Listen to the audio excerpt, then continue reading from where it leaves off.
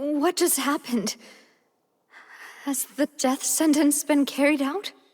Was that bright light some sort of misdirection? I have a feeling that something huge just happened. But since we're all still alive and haven't been dissolved, I assume whatever happened was good for us. It's time to end this. We must mete out punishment to that beast. But didn't you say just a moment ago that it can't be defeated? I have gained the strength sufficient to deal with it.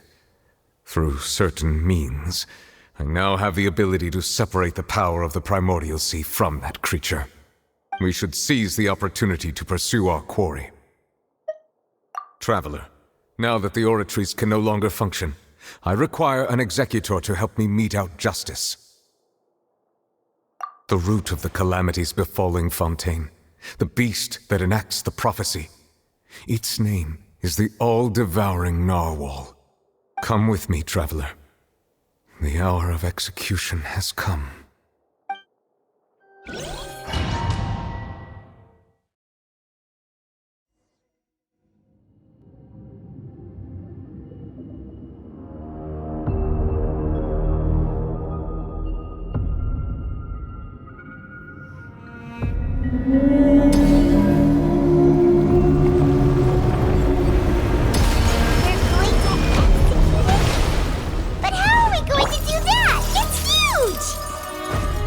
I've already done my best to separate the power of the Primordial Sea from the whale. Considering the size of the beast, I cannot reach the power source. Unless we can find a way to attack it from within. I shall share a part of the ancient dragon's power with you. We shall look for an opening together.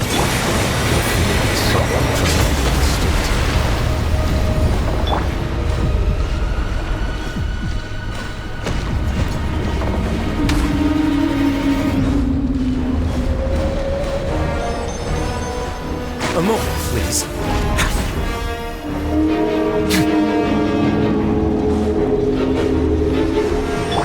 Impressious!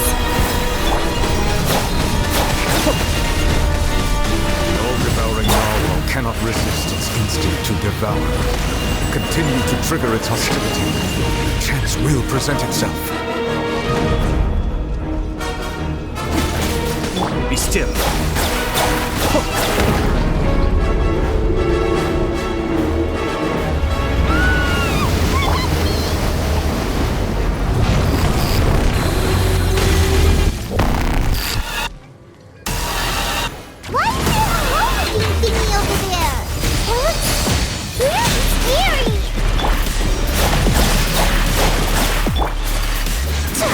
Clouds high, the birds come!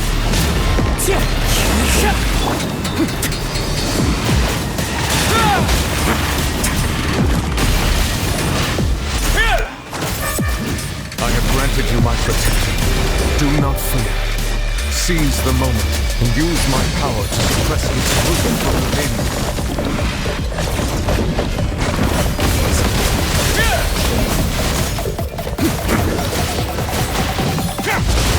Nothing to fear.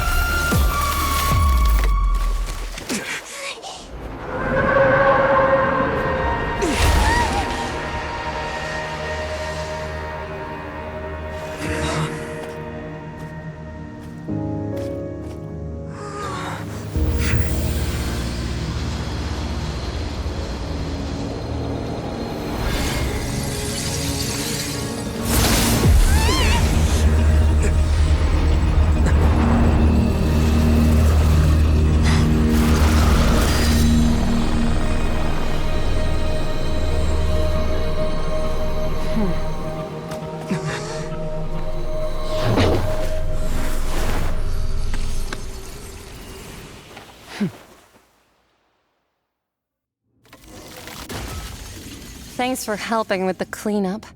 It should have been my job, but... oh well. It was just supposed to be a short private training session for me.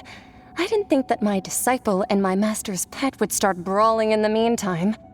Well, actually, I had a feeling that it would happen at some point, but they bumped into one another earlier than I thought. What a blunder. I suppose I'll have to swing my sword 3 million times as penance. That power. Who are you exactly? Paimon has an idea. From what she said earlier, she must be Child's master. Skirk, right? It's just that he gave us the impression that she was the less talkative person.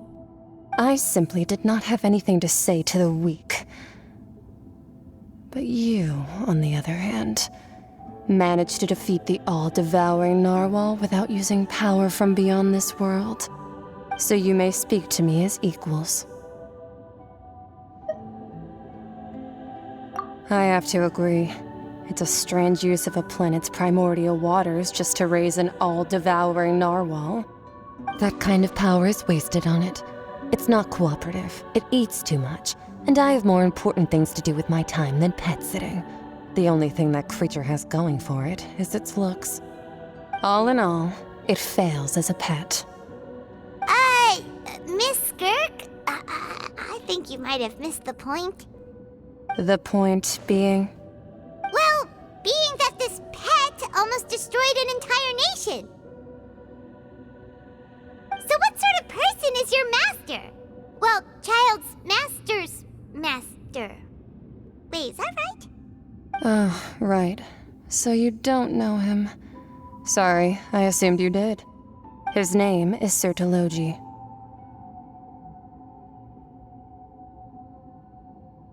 Huh? I am unfamiliar with that name. Huh. So Master isn't sufficiently famous. How should I describe him then? Have you heard of the name The Fowl? The Fowl? Still nothing? Well, how about the Visionary? Vetterfulnir then?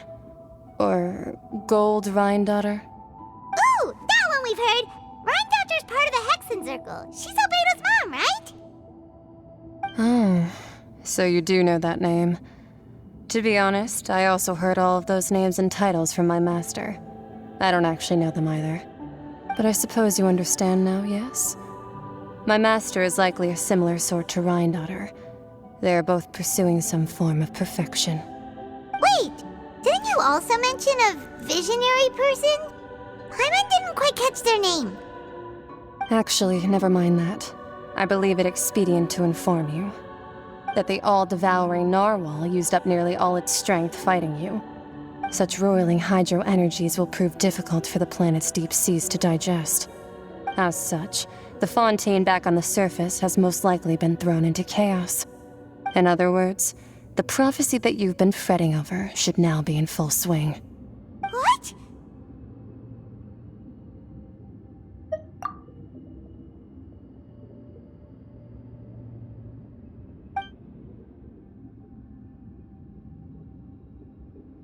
Not to worry. Focalor has already managed to deceive the heavenly principles.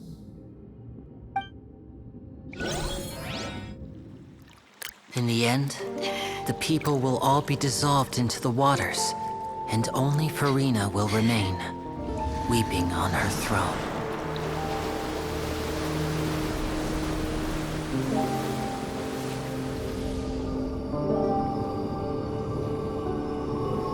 Only then will the sins of the people of Fontaine be washed away.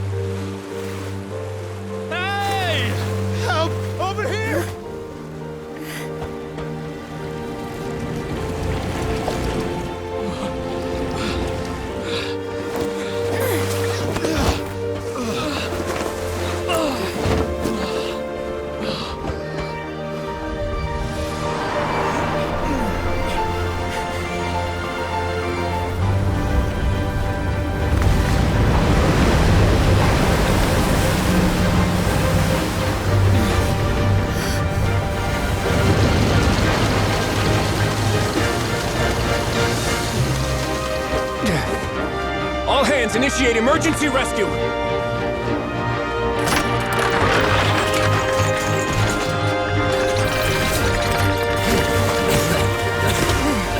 Hurry!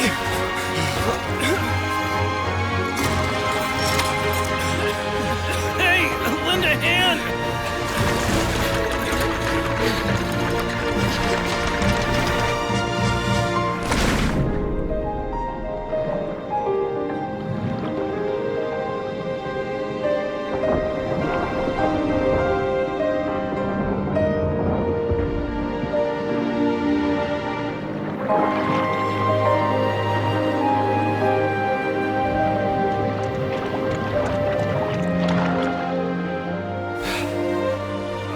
Look! The water's receding!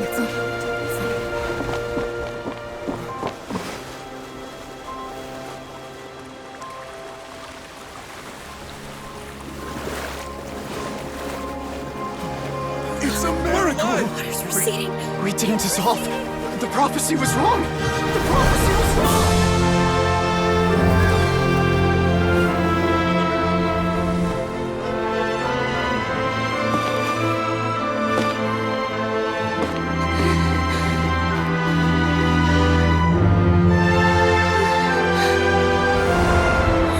Are you alright? We're saved. The prophecy was wrong.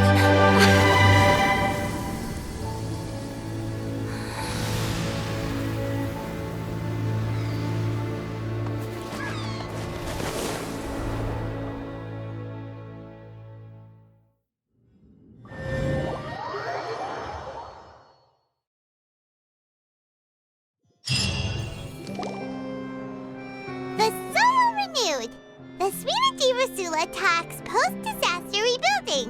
I recently visited Poisson to meet with Miss Navia, spokesperson of the Suite de Rasula, and we spoke about Poisson's present and future. Old soil can still give birth to new bloom, Miss Navia stated. Hope is like seeing a small cookie when you're starving late at night. You just need a little of it. Skyship Winglet, lunar brain of the Fontaine Research Institute. The various disputes that have arisen on account of Mr. Edwin have suddenly become a shield over the Institute, with Jurier turning out to be a once overlooked hidden gem. People always call the first researcher mad, but few know what to call the second. And should that latter person achieve a miracle, they would find it all the harder to find a word with which to classify him and his team. Wow! Paimon barely recognizes the people in the reports. Are those really Jurier and Navia? They sound like real big shots. What do you think? Pretty enthralling, huh? The Steambird's idea was pretty simple. With the disaster just having passed, we would print a free edition packed to the margins with good news to calm people down. The value for these big scoops lies in their inevitable follow-ups. We'll publish further reports and go into the stories behind those people.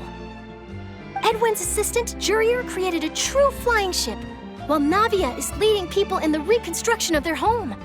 I'm sure that these stories could draw even your well-traveled eye. Paimon's curious too!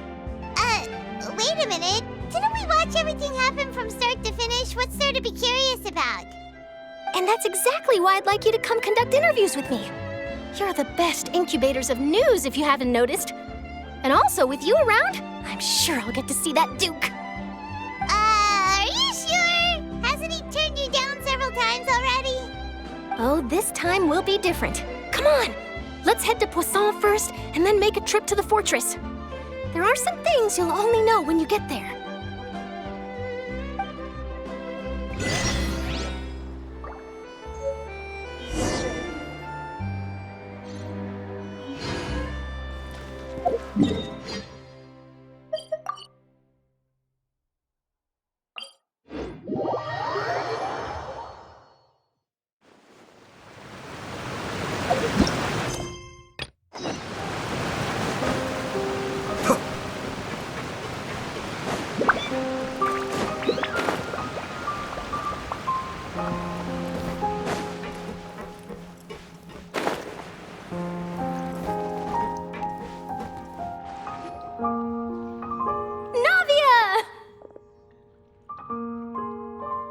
Oh, it's you. What brings you all here? Hey, we're just having a look around. I'm here to update myself on how things are going here. Oh, the Fatui are here too!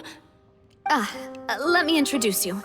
This is Mr. Garunt Snezhevich. He represented the Knave in sending us a large amount of supplies, and is helping with our work. Our residents are hard at work as well. Thanks to everyone, work is progressing nicely. We've lost a lot of people, but we're moving forward. That will have to be enough. Hello, Miss Charlotte. I'm a big fan of yours. I especially like that article you wrote last year about Fontaine's stray cats.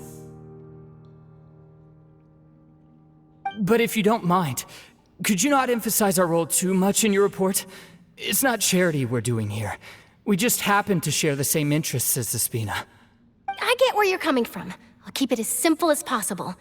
Or would you be willing to feature as friendly neighbors? That would be fine. Thanks. Oh, you're back too. How are things? We finished laying down the construction materials. It'll be another hour before the workers are able to go over there. Huh? You're here too, Clorinde? Well, her reputation's greatly risen after that whole duel business with Miss Farina. So she's here in Poisson to wait out the heat. All right. She really came here to help me out. There's too much to consider in the reconstruction of Poisson. The Spina has need of more decision-makers. And, well, I do already happen to be connected to Mr. Callis. Oh, wait just a moment. Do you mind me asking a few questions? You know, about how you felt before the duel, about what it was like facing down a god. There's lots of exciting material there, I bet. Forget it. I'm sure you can find a better theme than that, Miss Charlotte. I see you're the same as always. Couldn't you do me a favor, for Navia's sake? Well, if we're talking about doing things for my sake, you might as well just take a few more photos of me. Or of the Traveler. It's better than wasting time persuading Clorinde, at any rate. Of course I will. I'm not gonna let him off that easy. All right, then everyone who wants to be in the photo, gather up. And smile.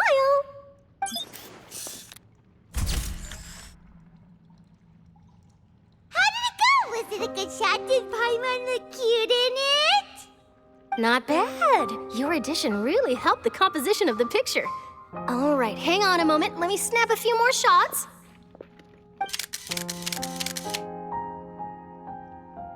All right, that should do it. I'll be back here later anyway, so let's call it a day.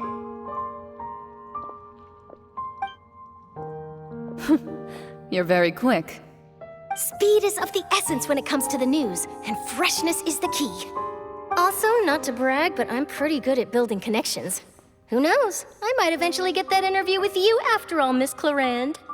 Wow, you really do have that never say die spirit. I'm impressed.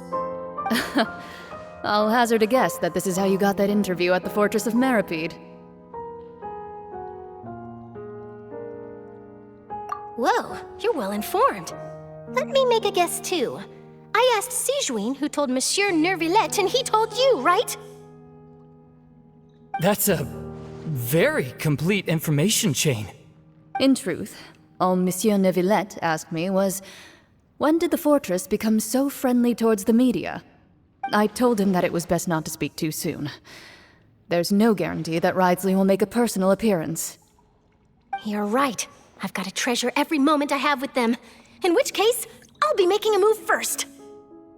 Stay safe now. And tell me if you hear anything interesting. I'll treat you to afternoon tea in exchange.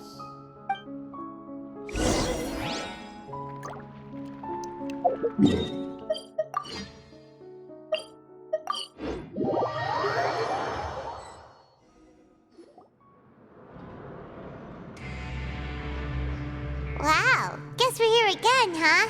There's a real nostalgic feeling to this place. Looks like you've been missing us. Duke! Did you come all the way to the entrance to greet us? Of course. I'm here to welcome you and our dear Miss Charlotte, whom our good head nurse recommended to me. It's an honor to finally meet the much-rumored Duke. Thank you for consenting to my visit to the fortress, sir. No need to thank me. But that said, I shouldn't be the focus of your interview. I trust you recall our agreement? Of course, of course. All right then, this way.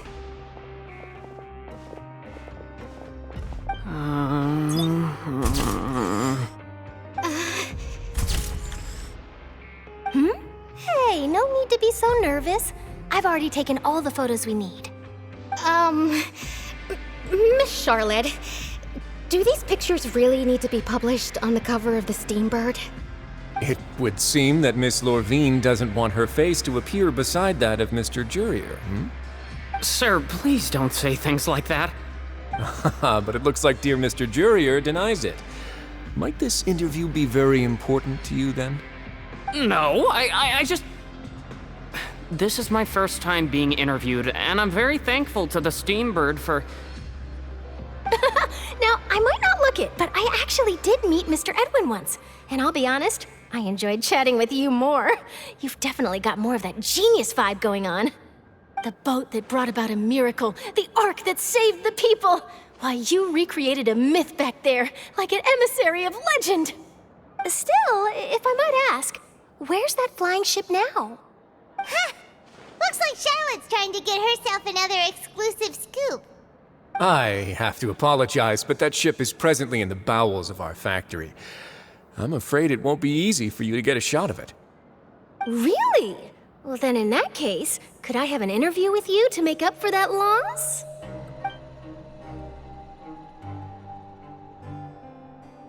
You already know my answer, I'm afraid. Best you interview our head nurse instead. Or perhaps you'd like to take another photo of this couple of researchers? Did you really have to use the word couple? Well, then, 2 solo photos will do. Is my hair messed up? Please, someone help me have a look.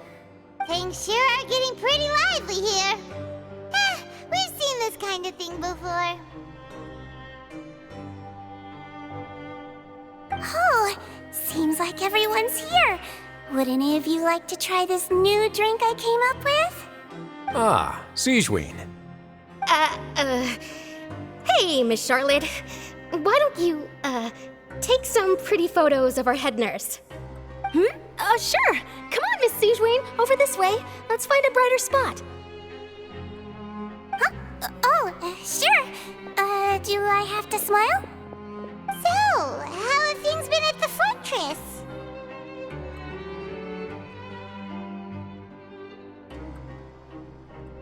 Same old, as you can see. Fontaine's undergone some changes, but this place is still more or less the same. Other than that flying ship, it got a tad too much attention, I think. That's why I decided to let the interview go through. We should direct more public opinions toward the behind-the-scenes heroes. Am I right, Mr. Jurier? Miss Lorvine? You're too kind, sir. I believe that you too should have your day in the sun. Not that you would want that, which is a pity. I'll just leave the spotlight to you two.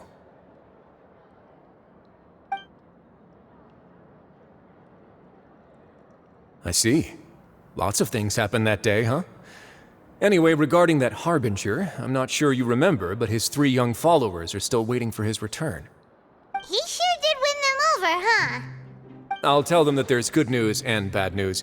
The good being that their boss seems fine, and the bad being that they must face extended sentences for abetting his escape. Oh, actually, what about you? Are things gonna change for you too? What change can there be? The fortress will keep chugging along, and so will my duties. As to what Miss Farina's departure will mean for the nation, and if our laws and governance will be transformed, we'll leave those to the folks in the overworld. Hey everyone, the photo shoot's done. Good. In that case, let's call it a day here. Thanks for your cooperation. Come on, Traveler, let's go. Till next time, everyone. There'll be a next time? Maybe. Who knows? I might write a story about the underwater factory next time. Until then.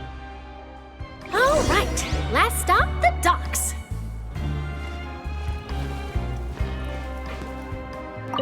Oh, you know, I'd love to see you in one of Charlotte's photo shoots one day. Is that really necessary? Our line of work doesn't really require much photographing. It's precisely because we don't need the picture that they'll have value as keepsakes. We don't really look all that opposed to the idea, you know. Maybe I'm just happy that I managed to once again avoid the spotlight. I think this interview went well either way. Yes, you successfully kept prying eyes away by using Mr. Jurier and Miss Lorvine as shields. Very good. You should be happy for them. They have a bright future ahead of them.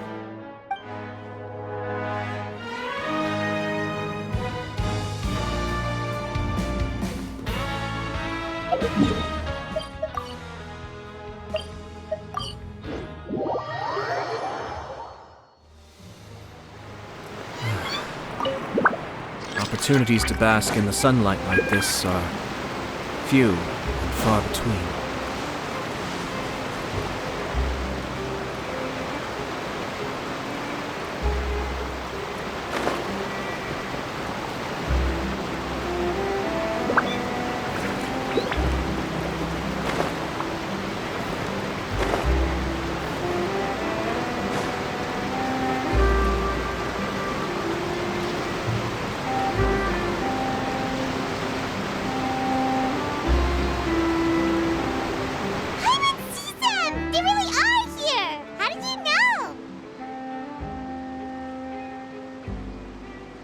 Navia mentioned that she stayed in touch with Linny and the others after working together.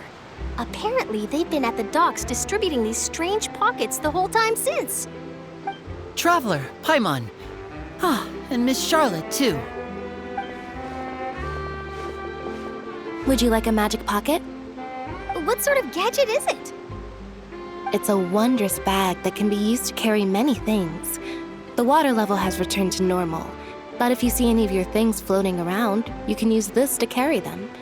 Or you could trick a friend into doing it for you. Trick a friend? I wonder which of my friends would fall for that.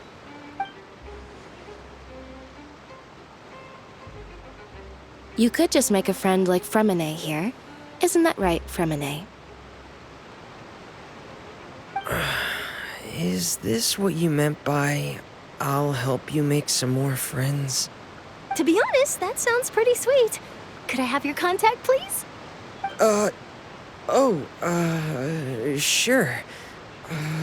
Please, write down my address.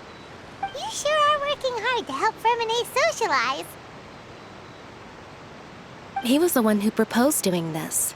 He even wants to assist in our magic shows. Yes, I was planning to first introduce Per as an assistant, and later Fremine himself. In the future, I think we can leave underwater escape magic to him too. That said, would anyone want to see a diver escape underwater?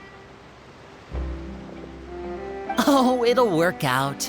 Every journey begins with the first step. He'll become a part of our show eventually. Lynette, could you come over? Miss Charlotte says she wants to take a picture of us. Got it. My, that Charlotte is rather perceptive.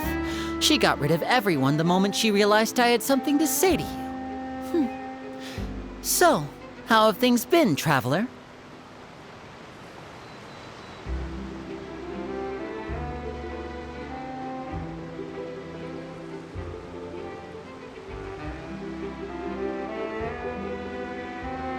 Father says that you did a great deal during the latest events. She's very grateful for your contributions to Fontaine. That's all right. We were more than happy to help. So, what's she doing now? Oh, I guess you haven't heard. Well, after Lady Farina left, Father and Monsieur Neuvillette opened negotiations, during which he gave Fontaine's gnosis to her as a diplomatic gift. A diplomatic gift? A gnosis? Yes, I was quite surprised at first myself. But when I thought it over, there were actually a number of things going for it. It could have been done as an apology for the incident with Lord Child, or as thanks for his help in tying the all-devouring narwhal down. Furthermore, Father did also lend significant aid to Fontaine and Poisson. Well, that's true, but this is a gnosis we're talking about. Doesn't this seem a bit irresponsible? I would agree, but I've also heard that it seems that Monsieur Neuvillette has had a significant change of heart regarding the matter.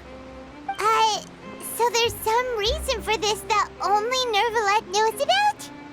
I suspect you'll have to ask him about that yourself. Ah, yes, speaking of which, I did see him strolling around the entrance to the Fortress of Meripede a while back. Isn't he real busy and stuff? Paimon didn't think he'd have the time for that. But back to the topic. The Gnosis was given to the knave, right? What about Child? They say that he's returned to Snezhnaya to recover from his wounds. I hear that the recent disaster really did a number on his health. That's true. When you think about it, we've had loads of run-ins with the Fatui. To think we'd be allied with them this time.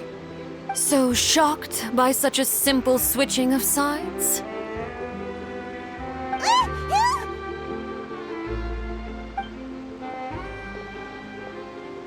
Father! Well, what do you know? Come to the docks to see how my children are doing and meet the Traveler by chance. Please do not pay my accomplishments in Fontaine too much mind. I would have done them regardless. Are you going to take the Gnosis back to Snezhnaya? That is our duty as harbingers, yes. Don't be too preoccupied with sides.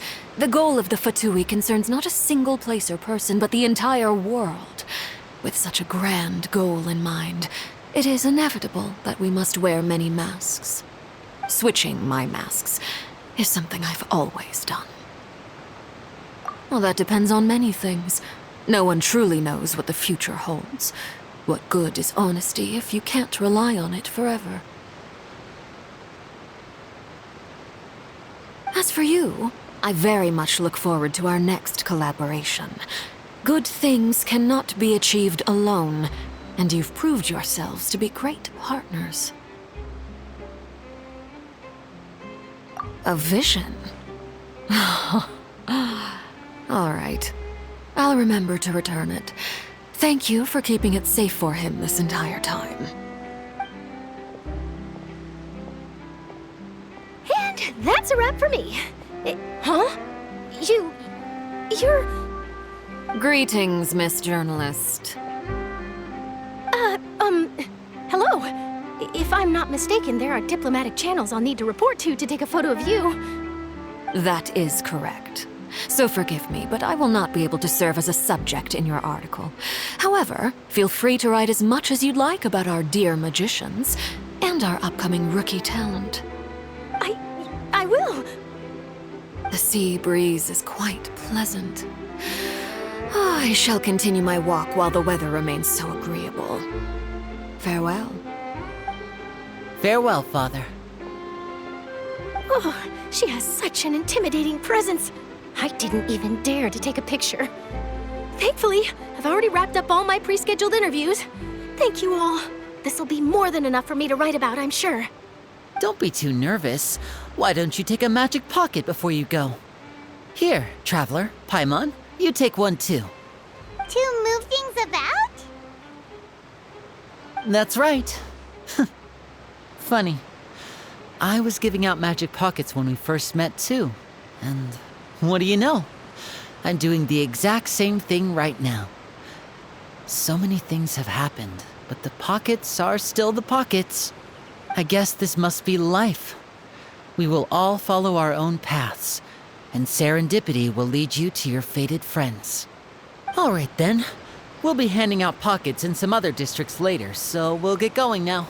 Have a good day, you two.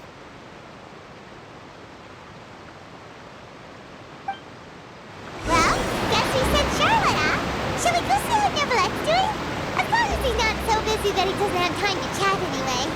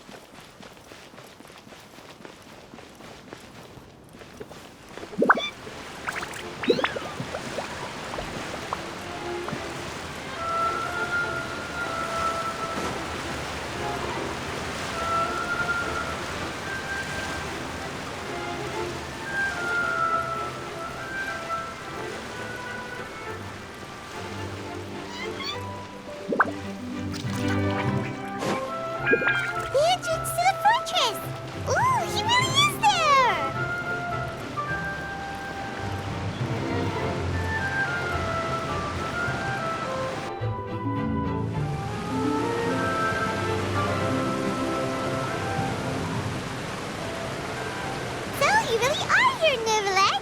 Paimon didn't think you were going to have free time this hour of the day. Really? Oh, I suppose you must have met Mr. Linney. He took the time to greet me earlier when he passed this way. In any case, you came at a good time. I was just considering reaching out to you to set up a meeting, so I may explain some things that I haven't had the time to before. Aw, Paimon's glad that you remembered. Thank you for keeping us on your mind, what with you being busy and all. Alright, let's have it then. How was Fontaine actually saved? The whole business is still quite the mystery to us. It is strange how words can often leave a bitter taste in the mouth when it finally comes time to say them out loud.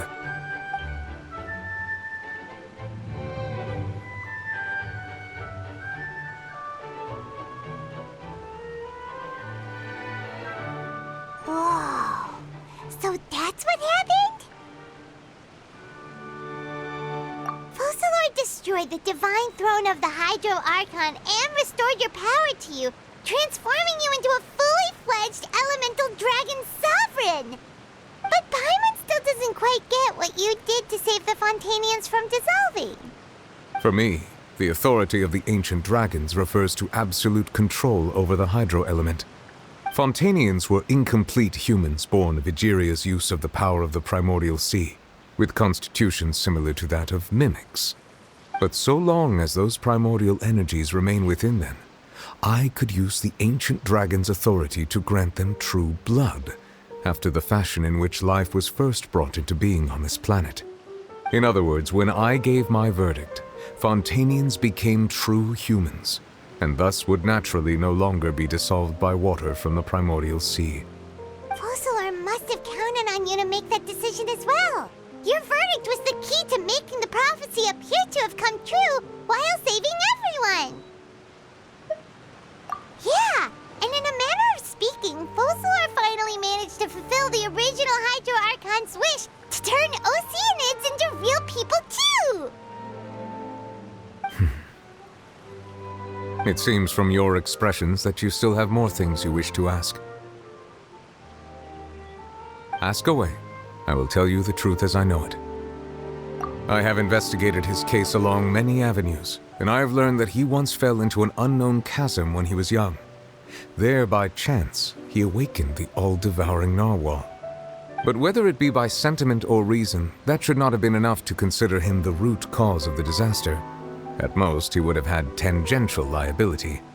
As for the judgment passed by the Oratrice during the trial, whether it was due to that liability by association, or Focalor deliberately using him to buy time for us on the assumption that he would be able to hold the creature off, I cannot say. Guess Focalor had Fontainians in mind the whole time. In the end, it was thanks to her that they finally became real humans. Hang on a second. Paimon suddenly got another question. Back when Fontainians hadn't yet become real humans, were the children they had also transformed Oceanids? Life has always flowed like water. Do you recall how Fontainians would often come to the Fountain of Lucine to pray for children? Yeah, Lynette said the fountain is where all the waters in Fontaine converge. In truth, even those couples did not know that such prayers were no mere custom, but instead a form of ritual. Those Oceanids who were blessed within the spring water would later descend as new humans in the coming months. Paimon sorta gets it now. Either way, seems like this ritual won't be of any further use, but it'll probably live on as a local custom. Ask away. I will tell you the truth as I know it. Yeah, about that. Risley said Farina has already left. What's that all about? Ah, Lady Farina. The people are only aware that her death sentence has not been carried out. She abdicated the post of Hydro Archon and left affairs related to that title to me, before leaving the Opera House. I related Focalor's words to her faithfully and completely. After hearing them, she seemed neither saddened nor comforted. She simply said that she was tired and needed to rest. Having said that, she then packed her things and moved out of the Opera House, not unlike how an ordinary person might. But she's still got a place to stay, right? You need not worry. I will make arrangements to ensure that she will not want for food, clothing, board, or travel. In truth, I am somewhat happy for her. The wear and tear on her spirit will, of course, take time to heal. But now that she no longer has to play the role of Focalor the Hydro Archon, she can finally lay down her burdens and lead a normal life. What about you then?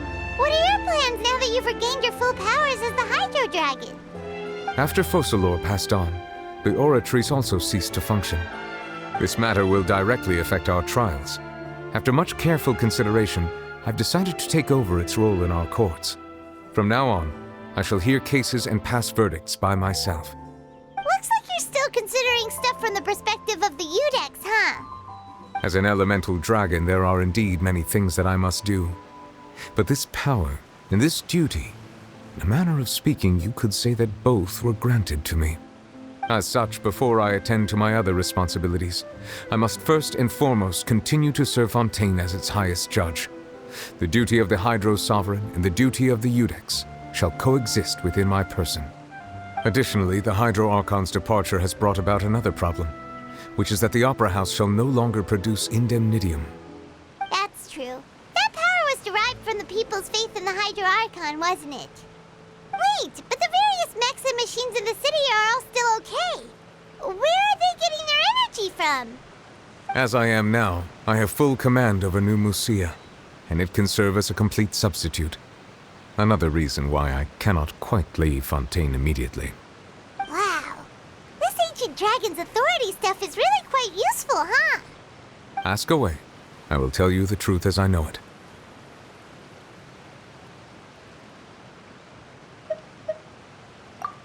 Oh, that's right! They say you've given it to the knave as a diplomatic gift or something! Leaving aside their intentionality, the two Fatui Harbingers have indeed done much for us during this crisis. Their sole remaining goal in Fontaine, at least at this point, would seem to be the Gnosis. The Oratrice has ceased to function. The Hydro Archon's divine throne is now no more, and I do not need the Gnosis's power. As such, it has lost all meaning for Fontaine. If the Fatui have impure designs, then we might as well accede to their request now, and avoid unnecessary conflict. What complicated considerations! Paimon thought you were just giving it to them out of gratitude to the knave and as an apology to Child. Ask away. I will tell you the truth as I know it. You will soon be heading to Natlan, I presume. I'm afraid that I have little talent as a travel guide, so all I can do is tell you what I know about that land. As far as I'm aware, Natlan can be said to be a nation of dragons. A nation of dragons? You mean like you? No, I suspect that I would not find myself welcome there. Unlike ancient dragons such as myself, the dragons of Natlan have undergone long years of development and evolution. Large numbers of them have entered a form of coexistence with humanity. Natlan is also the nation of war. War ravages those lands like an undying flame. There is one other piece of information I got incidentally from my negotiations with the knave that I believe may be useful to you. The harbinger known as the Captain has thrown his hat into the endless ring of war. The Captain. Sounds like a real tough customer. Seriously, everywhere you look, there's a Fatui Harbinger doing their thing! I suggest that you fully prepare yourself before going to Natlan. In the meantime, Fontaine's doors will always be open to you. Ask away. I will tell you the truth as I know it. Hang on a sec. Paimon's still got a question about the Gnosis. When we spoke to Linny earlier, he mentioned that your attitude towards giving away the Gnosis had clearly changed. We guessed that there might be some reason for it that only you were aware of. No wonder the House of the Hearth is the Fatui's intelligence division. They are certainly sharp. So regarding this specific issue, I was just getting ready to share something with you. What is it? In truth, I exchanged some further words with that lady named Skirk after sending you two back to the surface. It went something like this.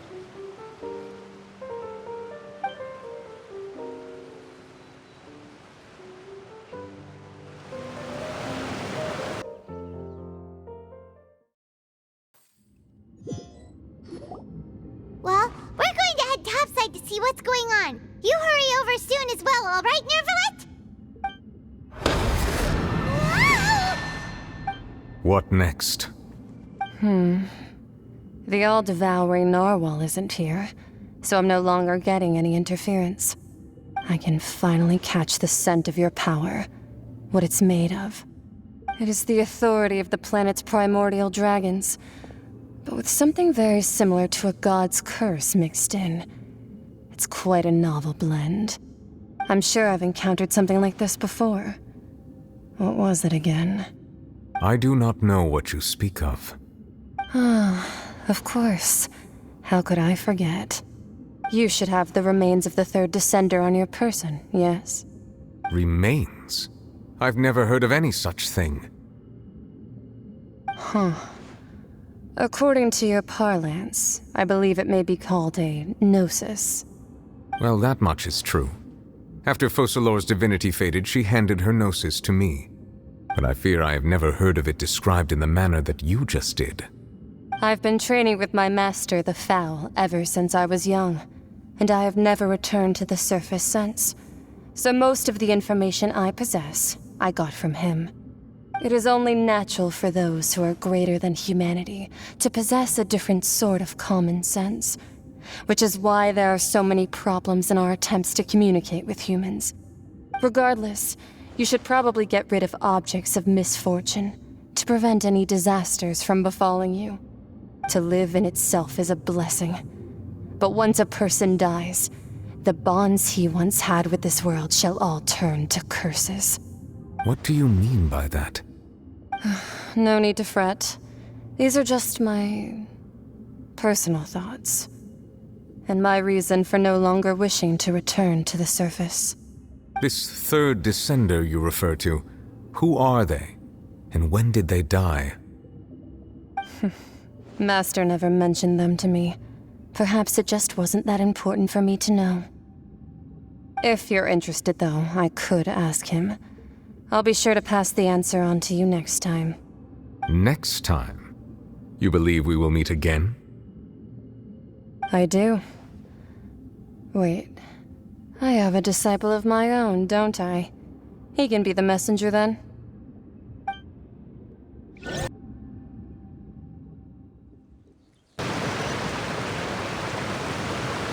That's what she told me. Whether it would prove useful or not, I wanted to pass that information on to you. The remains of the third Descender? So that's what the Gnosis actually are. Paimon just thought they looked like chess pieces. How could they be a person's remains? All the same, assuming that there was no misunderstanding or special metaphor at play, that is what she meant to say.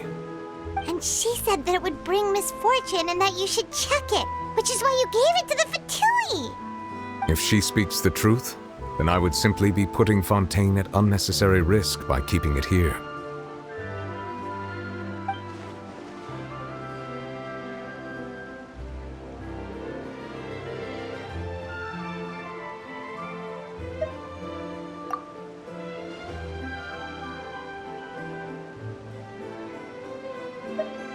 I had guessed that you might already be familiar with this concept, but I did not expect you to be one of them.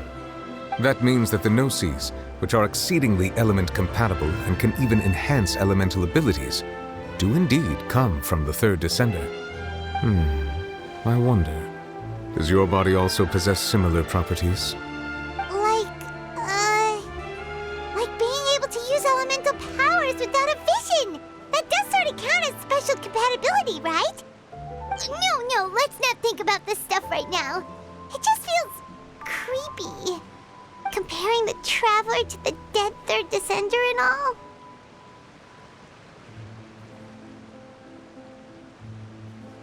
That's what you say, but this topic still feels like bad luck. Once Child recovers, let's get some more answers out of him. Or go look for his master and get the answers that way. I too believe it unwise to make too many blind guesses when information is lacking. The same is true of being at court. All right. Whatever the case, it seems like the crisis here in Fontaine's over for now. Yes. All of Focalor's efforts were for this moment as well. But she sacrificed herself in the end as a god, and she suffered through all those years as a human. Was that really what she wanted? I suppose that would be the mystery of a god's will.